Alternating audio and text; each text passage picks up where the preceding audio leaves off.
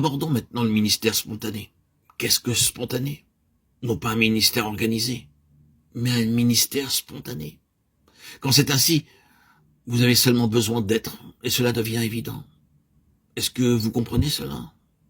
Vous devez seulement être, et il se manifeste.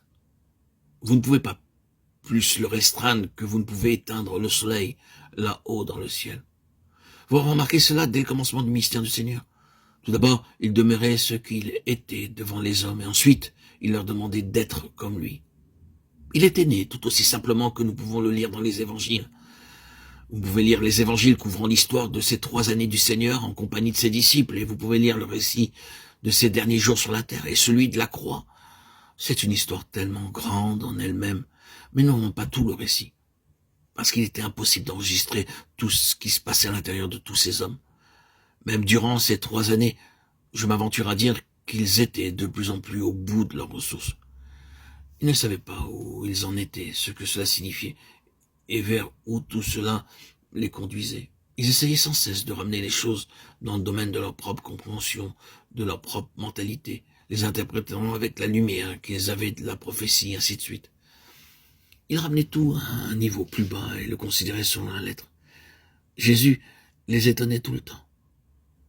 Il était continuellement énigmatique. Il ne pouvait pas sonder le mystère de cet homme. Il ne faisait jamais les choses selon la lettre, pas même selon Moïse. Il bouleversait entièrement tous les concepts. Que fait-il? Qu'est-ce que cela signifie? Ah, si nous abordons l'aspect de la croix, vous ne trouverez pas le récit des profondeurs de leur âme angoissée et de leur perplexité en ces jours. Vous pouvez simplement comprendre cela à partir de votre propre expérience. Et quand le Seigneur commence à faire ces choses-là, en vous mettant à nu ce qui se trouve en vous en profondeur et réfutant toutes vos attentes, paraissant aller entièrement à contresens par rapport avec ce que vous seriez en droit d'attendre de lui, il ne fait pas ce que vous espérez. Parfois vous êtes dos au mur à cause des interventions répétées du Seigneur contre vous. Le Seigneur prenait donc position dans le cœur de ces hommes qui passaient par ces expériences très profondes. Ensuite, par ces hommes, il avait établi des églises, des compagnies de croyants, pour que tout alors puisse commencer. Il y a une espèce de discipline et de formation qui appartient à la vie corporative. Lorsque vous cessez d'être une unité séparée et que vous vivez une vie liée et en relation avec d'autres croyants pour vivre cette vie corporative, une vie céleste sur la terre. Le Nouveau Testament montre que ce n'est pas n'importe quoi ni une chose facile. Vous pouvez penser que c'est une chose très exquise d'être dans une assemblée. Mais ce n'est pas toujours ainsi. Cette assemblée peut passer par quelques douloureuses expériences. Il y a quelque chose qui survient, une œuvre de Dieu qui se fait. Et c'est parfois si profond et si terrible que vous ne savez pas ce que cela signifie pour le Seigneur. Nous enregistrons tout cela. C'est une voix profonde, une voix de souffrance.